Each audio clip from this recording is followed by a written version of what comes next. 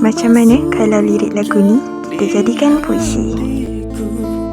Dengan air mata, betapa pedih tak terkata, lalu ku terkulai di dalam sangka rindu. Hubungan yang lama tidak menjanjikan bersama, setiamu seperti tisu di air, cintamu seolah ku sirami dan baja pohon yang mati. Harus ku maklumkan terlebih dahulu, tiada maaf untukmu sayang. Curangmu menyakitiku, caramu menghina kasih sayangku yang tulus. Aku akan melupakanmu suatu hari nanti.